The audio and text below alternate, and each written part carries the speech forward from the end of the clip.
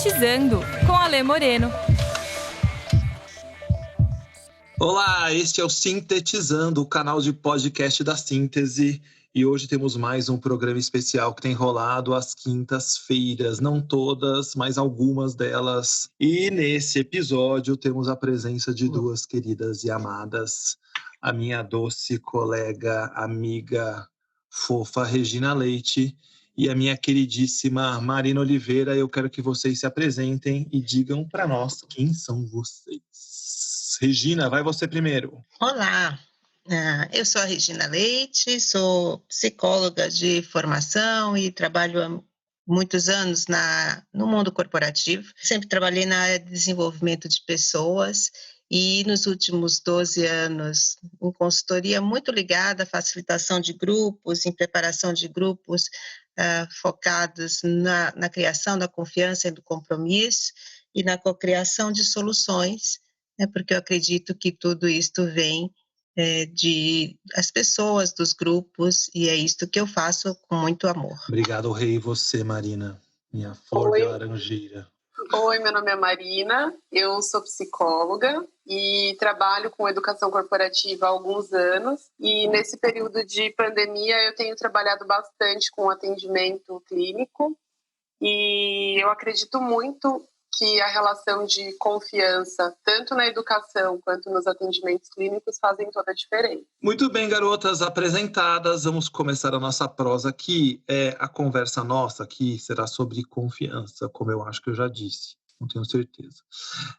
Eu estava aqui pesquisando e eu estava olhando aqui a etimologia da palavra confiança. E aí vi duas coisas bem legais. A palavra confiança, ela vem do latim, confidente, eu não sei assim que fala, confiança de confidere, acreditar plenamente com firmeza, olha só.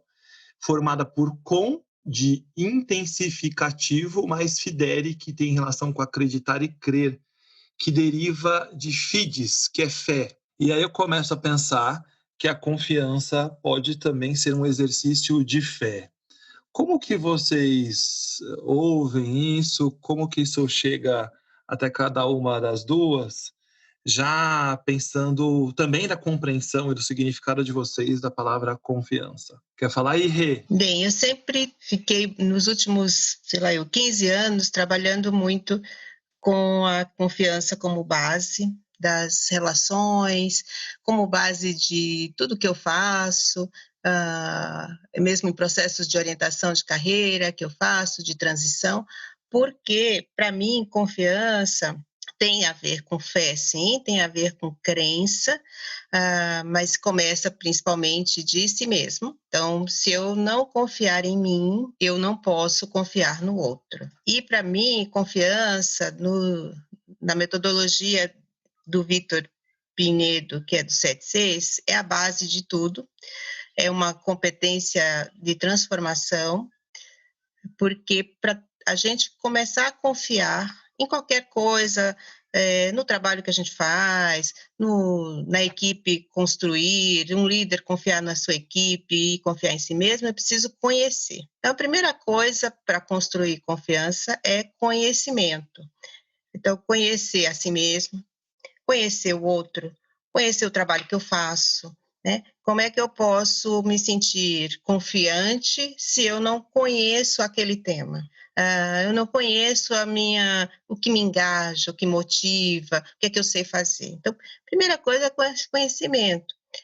A segunda é experimentar. Então, a segunda parte de construir a confiança é a experiência, é o experimento. Então, tudo bem, eu conheço um tema, mas eu nunca fiz nada sobre isto. Então, eu preciso experimentar, eu preciso ver como é que funciona. Ou nas relações, né? Eu com você, eu com a minha equipe, eu conheço você, mas eu preciso ter uma experiência com você.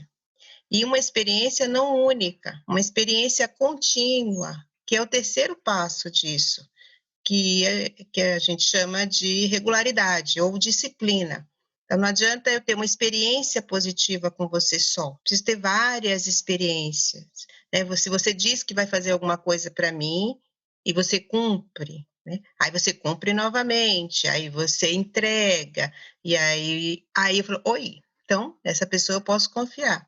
E o último passo para fechar esse fortalecimento da confiança é que a gente acaba cuidando, né? Tendo um afeto. Porque, para mim, confiança não é só razão. Confiança passa por afeto, né? É um cultivar. E aí a gente fecha essa questão da confiança na minha forma de lidar, tratar e trabalhar com o afeto.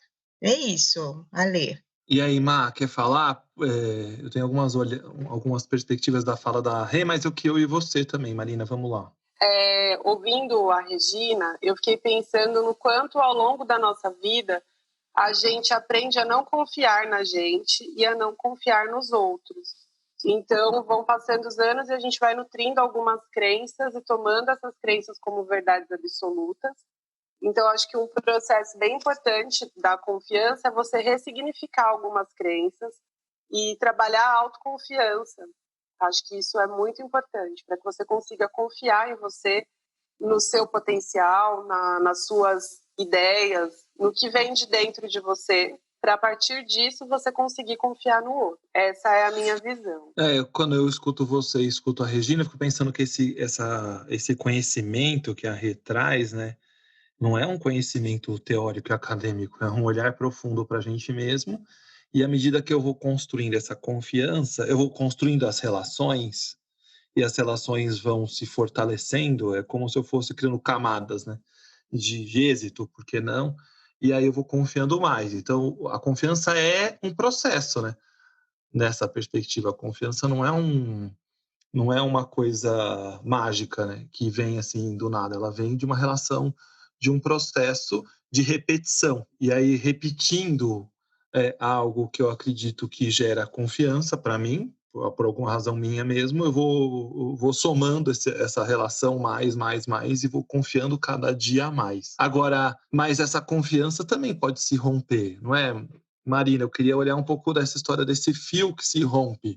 Porque se gerar confiança é um processo, o que faz gerar desconfiança nas relações? Eu acho que quando a gente rompe esse canal de confiança, isso é uma coisa bem preocupante, que a gente tem que olhar com bastante cuidado, porque eu penso que para a gente construir a confiança é um processo longo e para a gente perder a confiança acaba parecendo mais rápido, né? De perder do que de construir essa relação de confiança.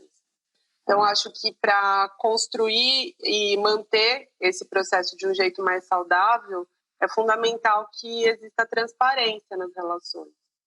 Então, acho que isso é um dos pontos altos, assim, de manter uma relação de confiança. E quando a gente rompe essa relação, fica muito difícil, fica muito frágil. E você, Rê, como que você entende essa história que a Má traz aí? E que eu pergunto também com relação ao desconfiar, né? É engraçado que eu falando isso, eu fico pensando na história do confiar com aquela história do fiar, sabe? Que vai costurando. E para eu fazer esse tecido que eu vou fiando, não sei se essa palavra existe, mas eu vou costurando e vai fortalecendo. Mas se essa linha romper no meio, às vezes eu vou perder o pano inteiro, né? Se for aquela brinca do fiar mesmo, eu fico naquela imagem das linhas que as mulheres ficavam passando assim. Um fio rompido faz você, às vezes, retomar tudo ou perder o pano todo. É isso mesmo? Para você, como faz essa alegoria que eu trago? Eu acho muito bonita essa sua alegoria, tem um sentido. Eu fiquei, quando você me pergunta sobre tomar, né, assim, como é que a gente retoma isso, de novo, a gente volta para a gente, e aí tem a ver com algumas crenças, né? Tem até uma música do Guilherme Arantes que dizia assim, para que ficar juntando pedacinhos do amor que se acabou, nada vai colar. E que é um pouco de quebra de confiança. Porém, eu entendo que cola, só que demanda muito mais trabalho. O ideal será não quebrar. Porém, nós somos seres em mutação, seres em transformação e seres que falham. Nós não somos infalíveis. Então, de vez em quando, se a gente, numa relação, ou mesmo num novo trabalho, né, falando de relação com o trabalho em si, quebra essa confiança, a comunicação, acho que é extremamente importante, né? Então, comunicação comigo, dizer assim, Onde foi que quebrou esse negócio? Né? Ou perguntar ao outro e se rever essa sua defesa de já ir pensando que não, porque a pessoa quebrou a minha confiança e tal. Claro que isso tem muito a ver com níveis, né? De quanto isso é sério, né? De quanto isso tem a ver com ética, mas numa relação muito próxima, imaginar aquelas pessoas que a gente ama, ou de um filho, né? Ou mesmo de alguém da nossa equipe que a gente há muito tempo confia, é rever isto, rever um pouco do que a gente acreditava, né, de que era essa relação e onde foi que quebrou e trazer isso à mesa, porque o quarto C, né, do que eu trabalho bastante, porque eu posso confiar em quem eu conheço. Difícil eu confiar e gostar de quem eu não conheço, então eu tenho que construir confiança em cima disso, para eu ter compromisso, que é o segundo C. Então, eu não posso querer compromisso de alguém se eu não confio ou se a gente não tem relação de confiança, para a gente poder criar junto alguma coisa. E aí, a comunicação, que embora nessa metodologia ela esteja num lugar, para mim perpassa todo o ciclo, né? Então, quando quebra, precisa ter essa conversa baseada no levantamento interno do que foi ferido em mim, para a gente poder ter esse resgate. Eu te escutando, quando você fala disso tudo, eu fico pensando em outra palavra que a confiança me lembra fiança. Então, se eu tenho mais fiança na história, mais grana envolvida, quase se fosse uma caixinha de moedas, quanto mais moeda, talvez maior a possibilidade que mesmo com pequenas rupturas, porque somos humanos e vamos fazer umas merdinhas no meio do caminho, somos falíveis, como a caixa de fiança tá cheia, provavelmente a confiança ela abala, mas não rompe. Acho que todo mundo já viveu relações assim, talvez até entre nós aqui. Mas se a caixa é vazia, porque eu conheço pouco o outro e porque eu construí pouco com o outro, provavelmente na primeira ruptura já não tenho mais confiança. E aí, obviamente, que talvez a comunicação sejam as moedinhas que eu vou colocando. Quanto mais transparente, como a Marina trouxe, quanto melhor e mais clara essa comunicação, vou pondo mais moedas nessa caixa de confiança para estabelecer relação. É muito louco isso que eu pensei agora? Não, gostei muito dessa imagem.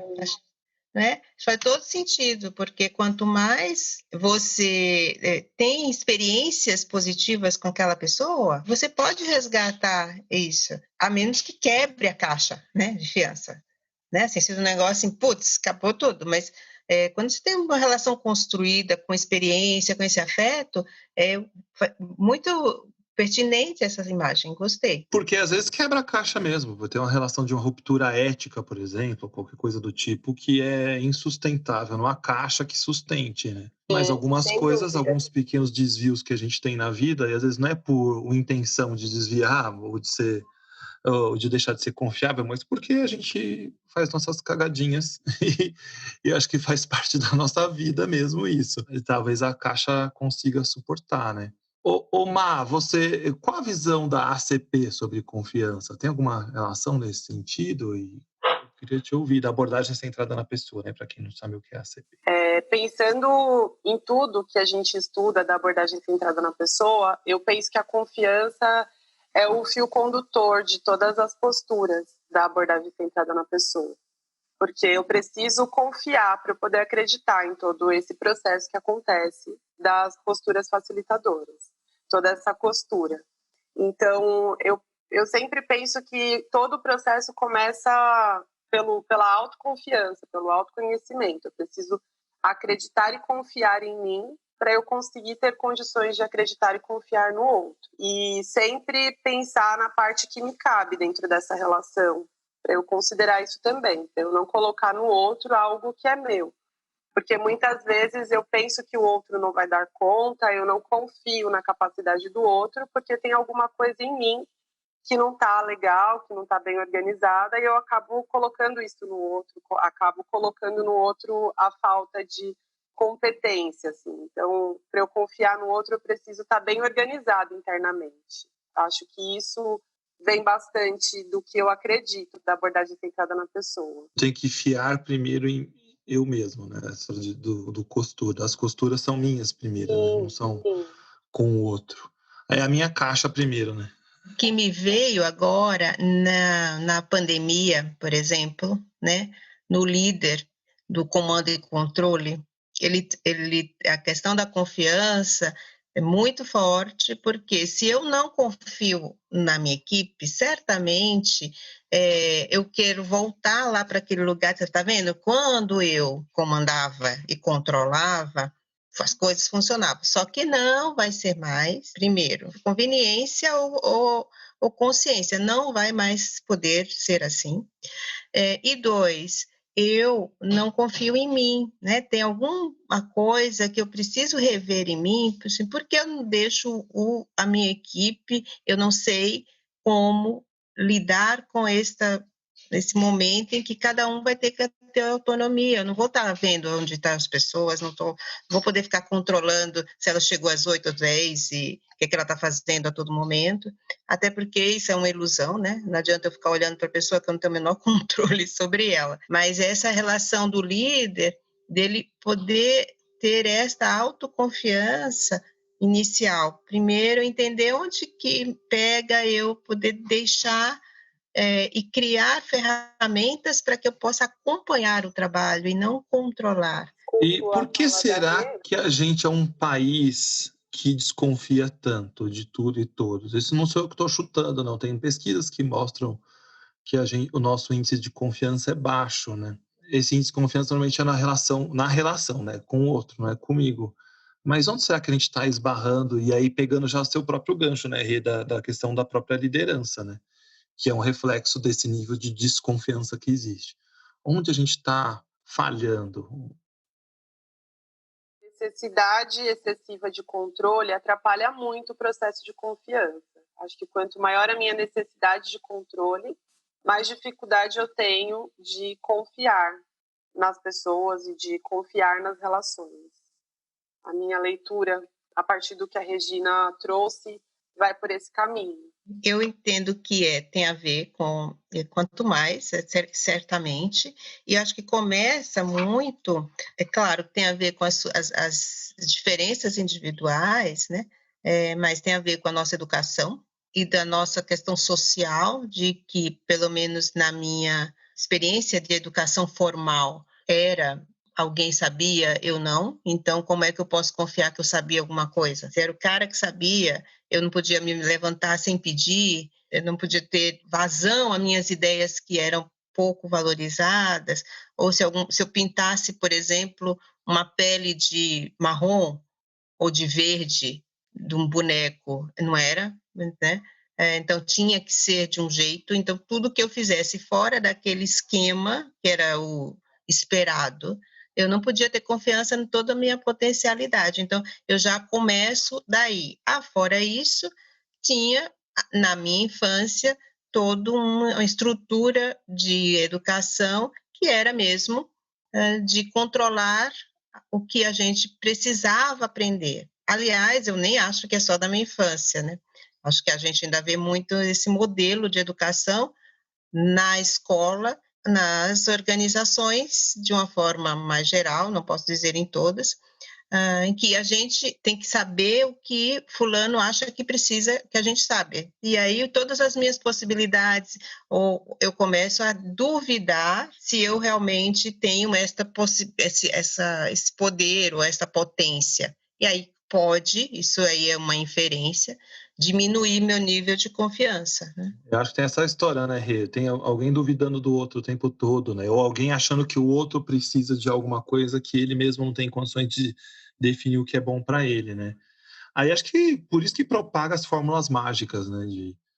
Os modelos de autoajuda, essas coisas todas vão se propagando, gera um consumo grande para isso. Você quer falar? Continua, Rê, fala aí. Não, porque aí eu acho que tem uma receita, né? Porque você estava falando assim, então, fulano tem uma receita para mim. Aí fulano dá e aí eu fico boa, aí eu sou legal. Então, assim, eu começo a ter dificuldade a entender que eu posso ter saídas para mim, eu posso ter saberes que eu posso compartilhar, eu posso, como grupo, entender qual é o meu jeito, né? E aí eu vou achar a solução, não preciso de alguém vir e me diz assim, olha, então você aprende isso, então você faz isso, né? Porque o outro é que sabe, né? E aí quão fragilizado a gente vai ficando, né? Sempre terceirizando as nossas respostas. E, claro, tem coisas que eu não vou saber mesmo e eu vou precisar de apoio. Mas eu posso buscar este apoio, não preciso que ninguém diga assim, então você faz isso, tá? Porque eu que sei da sua vida, né? Eu que sei como líder, se for líder, se você faz assim, viu, líder, tá? Porque é isso. Mas talvez até a busca por apoio é um exercício de confiança, né? Apoio, sim. Porque se eu confio que chegou a hora de buscar uma ajuda, tá tudo bem em buscar, senão eu vou ficar desconfiando, mas será? O que vão pensar de mim? Então não vou, e começa uma crise interior gigantesca, né? Eu acho isso legal que você trouxe, assim, essa coisa de buscar apoio. Eu faço exercício que eu sou vulnerável, né? Que eu não preciso saber tudo. E não é por isso que eu sou menos. Quem é que sabia tudo? Né? Nem Leonardo da Vinci, que era o cara que soube mil coisas, ele sabia tudo. Então, a gente precisa de apoio. Agora, eu preciso ter um ambiente de confiança para mostrar essa busca do apoio. Não é da resposta, é do apoio. Né? E aí eu preciso ser genuíno. Essa é uma outra característica que eu acho que é interessante da confiança, né? De eu ser eu mesma, sabe? Quando eu consigo dizer assim, eu sou eu mesma, eu tenho um ambiente de confiança. E ser eu mesmo é muito rico, porque eu trago o meu melhor. Então, aí eu vou emendar duas coisas aqui quando você fala isso. Eu acho que existe nas organizações uma desconfiança gigante, até na decisão, por exemplo, às vezes do RH ou das áreas de educação, definindo para o outro o que é bom para o outro, mas sem consultar ele, muitas vezes, consultar de verdade, né? E aí acho que existe uma questão mais crítica ainda, que é nas empresas você não pode ser você mesmo. E esse tem sido talvez a grande questão das doenças dentro das organizações, né? Porque as pessoas estão ficando doentes porque eu tenho que virar um personagem, sabe o que eu tenho que virar dentro das empresas. Eu acho que talvez isso bata profundamente no próprio plantão que vocês duas atendem, né, Marina? Não sei se você escuta histórias assim de pessoas com essa angústia de não poderem expressar quem elas são. Você chega a escutar essas histórias? Muito. Eu escuto muito isso das pessoas e eu acho que durante esse período da pandemia isso tem incomodado muito mais as pessoas. Porque nesse momento de distanciamento social, a gente vive um convite diário de se olhar de um jeito mais profundo e acessar coisas de um jeito mais profundo. E coisas que não te incomodavam antes, agora te incomodam bastante, porque você não tem nenhuma válvula de escape, você não tem nada para camuflar a sua dor e o que está te incomodando. E eu escuto muito das pessoas que elas precisam sustentar um personagem no ambiente de trabalho e muitas vezes nas relações delas com os amigos, porque não confiam nelas mesmas, muitas vezes, acham que não são boas para os outros sendo autênticas e acabam criando um personagem que elas acham que vai agradar o outro, sem perguntar para o outro se esse personagem de fato é interessante, se é isso que o outro quer. E aí as pessoas sofrem sustentando um personagem e não dá para você sustentar um personagem para sempre. Uma hora cai, né, de alguma forma.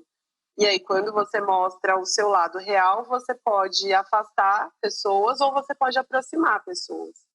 Então, vale olhar quais são as pessoas que estão perto de você e o quanto essas pessoas te aceitam do jeito que você é e o quanto você está criando coisas para agradar as pessoas sem que elas saibam qual é a sua versão real e o que você criou na cabeça para agradar o outro. Mas isso é muito comum e tem sido motivo de crise de ansiedade, crise de pânico, depressão. As pessoas estão adoecendo muito por conta de tudo isso. Eu fico pensando que às vezes as pessoas fazem isso, de maneira geral, claro, para buscar confiança, inclusive. O que é muito louco, né? Eu deixo de ser eu mesmo para buscar a confiança de alguém que eu nem sei quem é. É verdade, porque ser genuíno, às vezes, por isso, de novo, a gente volta para autoconhecimento, né?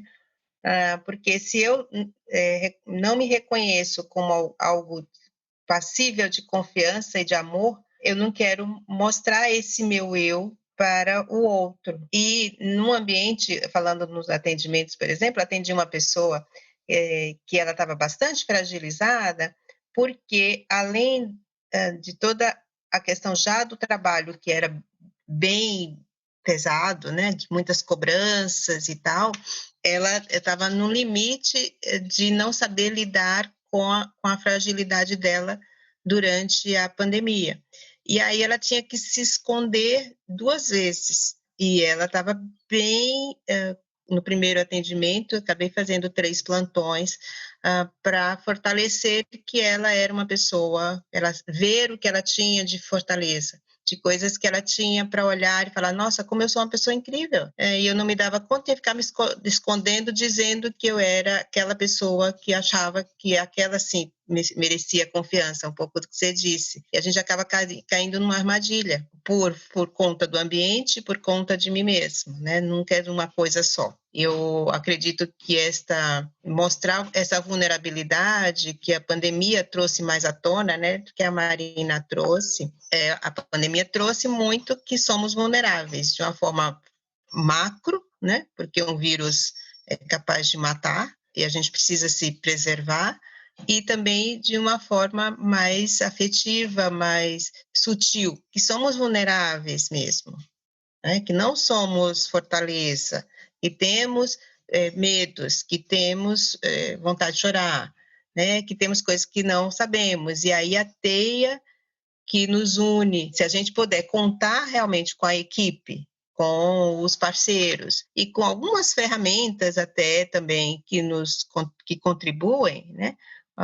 Para isso, por exemplo, no processo de facilitação de um grupo, em que quando todo mundo chega e faz o check-in, e que a gente pode dizer assim, nossa, olha, hoje eu estou cansada, né? A gente precisava hoje, a gente já sai, e só nesse esvaziamento a gente já gera um clima de maior confiança, em que eu possa ser eu mesma, né?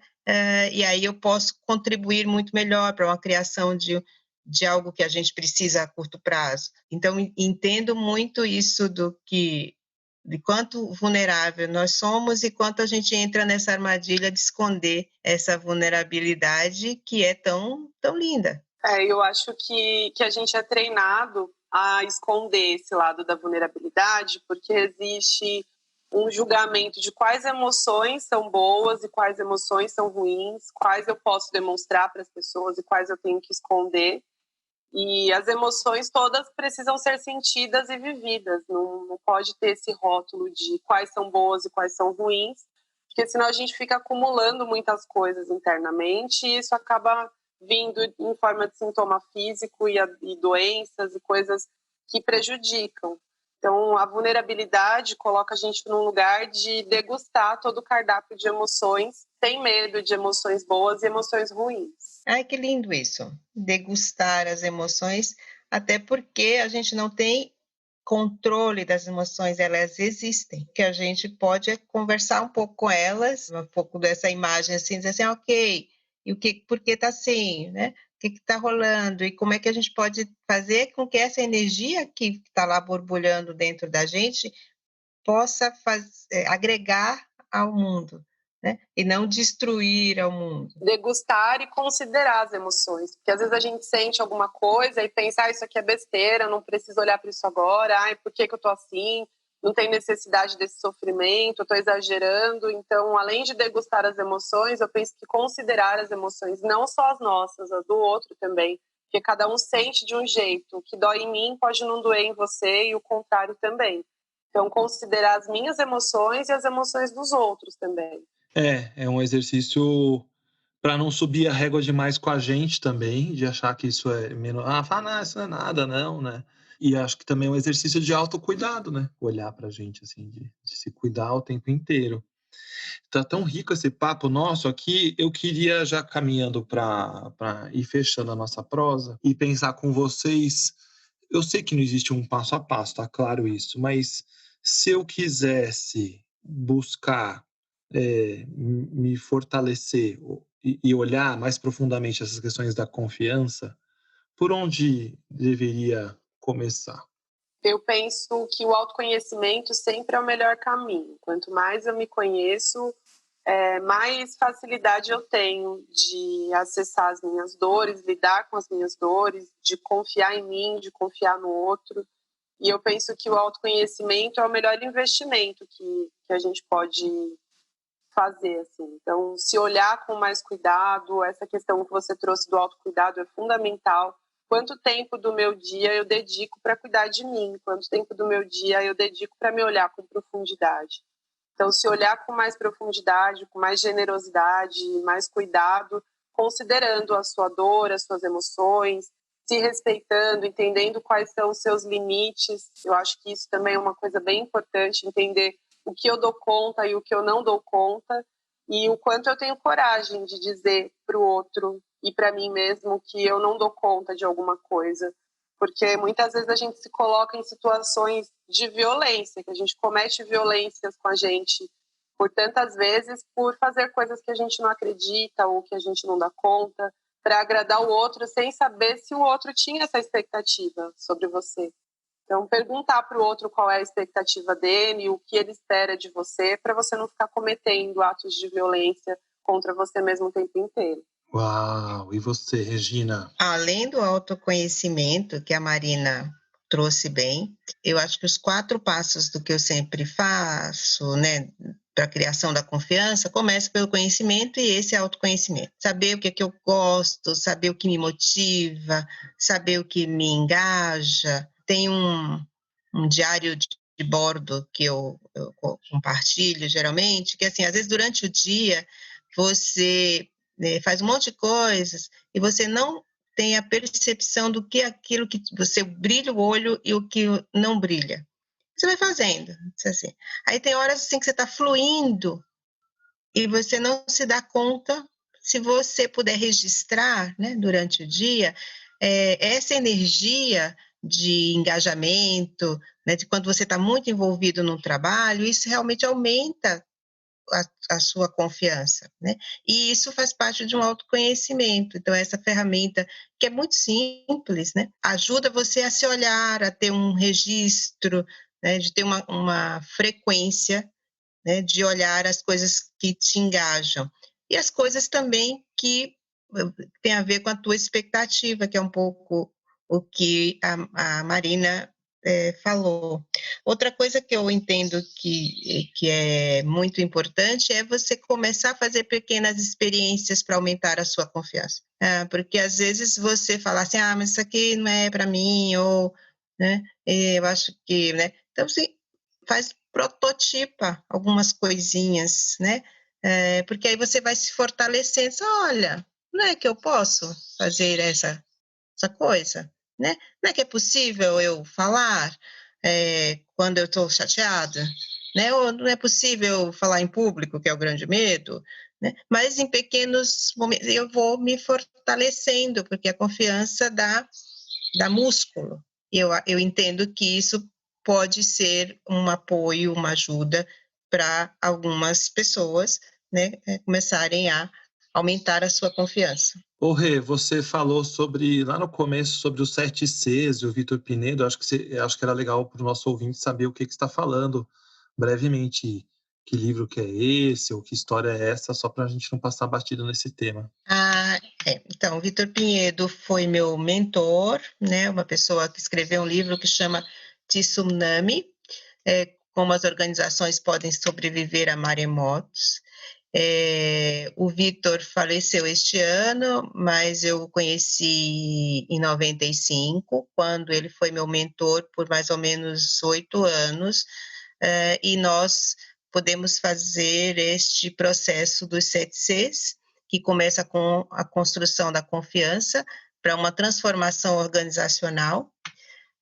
E é claro que se eu transformo uma organização qualquer, ela que seja, o que é orgânico, eu estou transformando as pessoas, as equipes e as organizações, né? Então, começa com o C da confiança, o seguinte é o compromisso, o terceiro é cocriar, e por isso isso é feito em grupo, em equipes, autogerenciáveis. Depois de a gente co-criar soluções ou de futuro, dependendo do nível do processo que aconteça, a conexão, então eu vejo se essa co-criação com a realidade, aí a comunicação, que eu já falei um pouco, a celebração e correção de curso, né? Então, se eu implemento algo, se eu cocrio algo, se eu transformo algo, se eu estou no caminho ok, ou se eu estou mudar se eu não estou, e se eu estou, celebrar, importante a celebração, e o último C, que é o cuidado ou o carinho com aquilo que eu cocriei. E é um círculo que, para mim, na minha visão, é uma espiral, porque isso não tem fim nunca. É isso. Eu vou deixar o descritivo no link aqui do YouTube, para quem quiser achar o livro, esses contatos todos que você falou, mas de fato é muito bonito viver essa espiral, assim, né? E dá um trabalho do caramba também, né? Não é assim, vamos fazendo, vamos que vamos, né? É um processo, principalmente o primeiro C aí da história de construir a confiança, que é um lugar que depois que eu entendo que eu vivo ele e que a gente de fato se conecta, o resto anda com mais tranquilidade, né?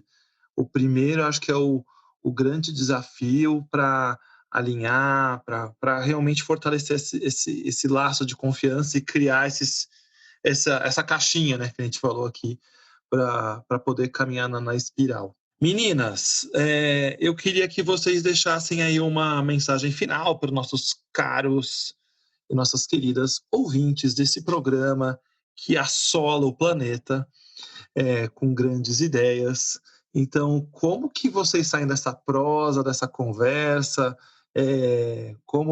Que recado final vocês gostariam de deixar para toda essa gente? O recado que eu quero deixar é que o processo sempre vai começar de dentro para fora. E a gente precisa mudar um pouco esse pensamento de que tem que buscar no externo a solução para aquilo que nos incomoda. Então, muita gente fica buscando nas pessoas, em processos alternativos, coisas para melhorar o que não está legal internamente. Então, a minha mensagem é sempre de se olhar de dentro para fora e buscar em você as respostas, porque todas as respostas estão dentro da gente. A gente tem meios que facilitam o acesso a essas respostas, mas elas estão todas dentro da gente. Então, o processo sempre vai ser esse, de dentro para fora. Obrigado, Ma. E você, Rê? Então, incluindo e não excluindo o que a Marina falou, que é importante vir de dentro para fora. Mas também desse olhar de que tem uma rede que nos apoia, né? E construir redes de apoio, porque essas redes fortalecem a nossa confiança, nos dão, às vezes, colo, compartilham conhecimentos tantos formais, quanto outros conhecimentos sobre nós mesmos, e isso fortalece a nossa confiança. Então, entendo que a rede ajuda muito, é uma rede construída na caixinha lá da fiança. Garotas, agradeço muito. Para quem ouviu o programa, percebeu que o fundo musical de Regina Leite é maravilhoso. De vez em quando tem uns gansos e passarinhos, porque ela está na roça. E isso alegra a nossa conversa aqui. Eu quero dizer que eu confio plenamente que esse tenha sido um excelente programa e que quem está nos ouvindo também tenha gostado. E se não gostou, escuta de novo que você vai passar a gostar. Para quem quiser seguir a gente no Instagram, síntese_educacão, e também siga a gente aqui no canal do YouTube da Síntese. Nos vemos no próximo programa. Obrigado, meninas. Grande beijo a todos e até mais.